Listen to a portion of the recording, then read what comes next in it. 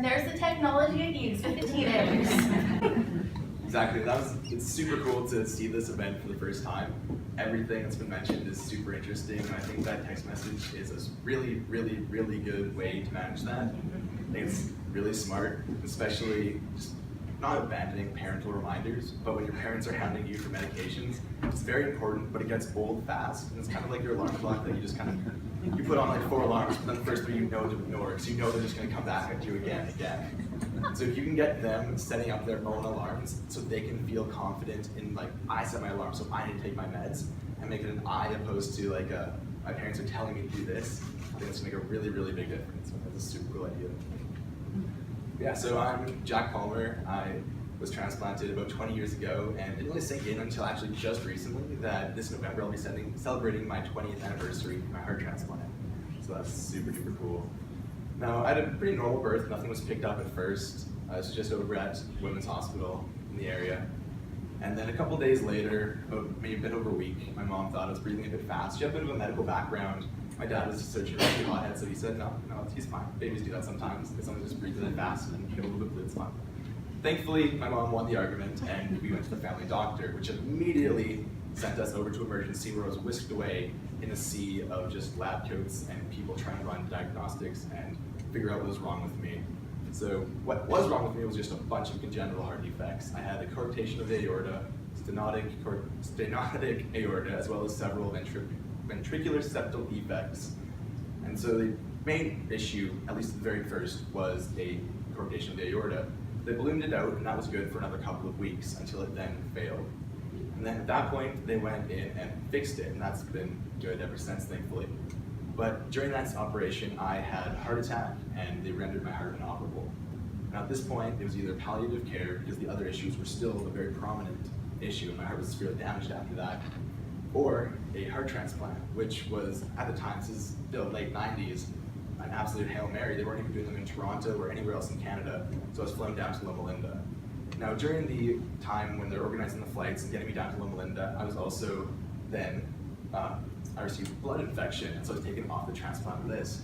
But eventually I was then put back onto the transplant list, and then November 28th, I actually received my heart transplant after one false call where the heart was too big, but it ended up going to a baby girl, and it's certainly not led to waste.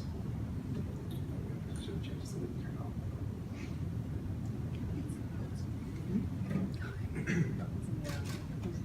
Yeah, so thanks to researchers here, countless others, obviously some active in the field, and people just trying to convince people at the mall to sign up, I'm here with you today. And I've been able to live essentially a normal life as a teenager and a kid. And it's all I've ever known, which is very different, because I've known some people who, well, most people have their transplant halfway through their life, they're all good, and then suddenly cataclysm, and it's just terrible, and then it's really good again.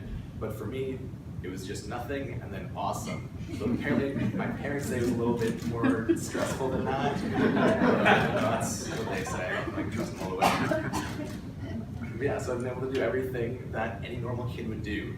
I get into trouble. I can stay up past my bedtime as a kid. I could sneak out, sneak in, forget to text my parents, which everyone thinks is just such a cliche thing if you'd see it in a movie, such a basic thing that whatever, everyone does that. But I'm not someone who should have even been alive to do that. That is extraordinary for someone that was born like me to be able to do something like that. And then ever since the transplant, I've been trying to just one-up everything I do.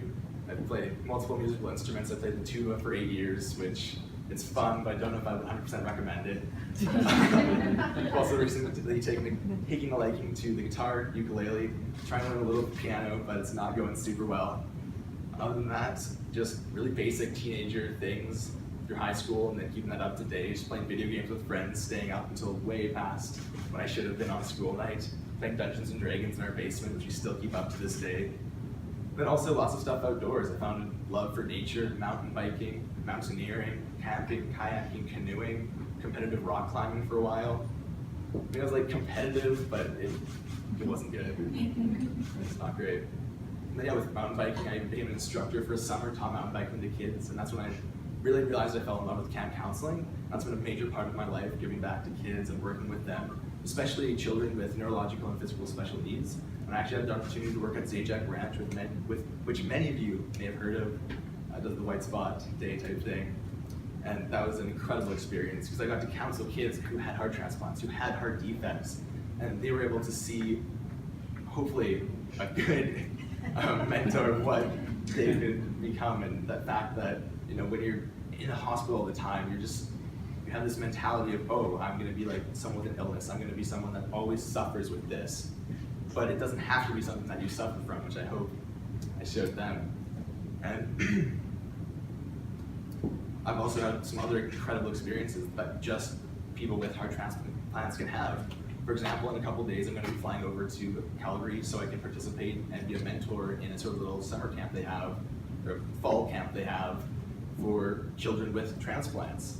And so I'm going to be going over and showing them, hey, look, you can, I don't know, I guess this is a good enough example. I don't have too many options, so they had to settle with me. But I've also had other incredible opportunities, such as speaking at the organ donor recognition ceremony, which is an amazing event, along with just meeting other incredible people, such as Christy and the group that she runs called the Hearts of Gold, where it's a bunch of youth with a couple with heart transplants, others with just general heart defects and that kind of thing.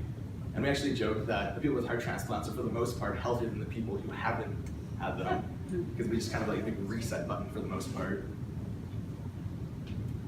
And so what my main message here is for the researchers, for the doctors, for everybody involved in the BCTRF,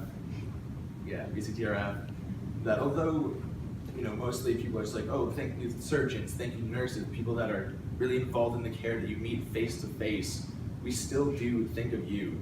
We think of the people who spend hours writing grant applications, the people who actually enact it, who have to go consult the ethics boards, which I'm sure is always a fun time, and people that are more behind the scenes that don't get the recognition that I think they truly do deserve. But without people like you, possibly your predecessors, or even you to this day who are working on the post-transplant survival rates, which I'm really gunning for. Without people like you, I would not be here today and be able to live this full life. I've been able to go to university and be celebrating my 20th anniversary, my heart transplant. Nobody thought I would be able to do that, let alone say it myself. Like, it's just, I mean, there aren't really any words, it's just unheard of. So if you're gonna take one thing away from what I've said here today, is just thank you for everyone behind the scenes who doesn't get the recognition they deserve. Thank you for everyone on behalf of this transplant position.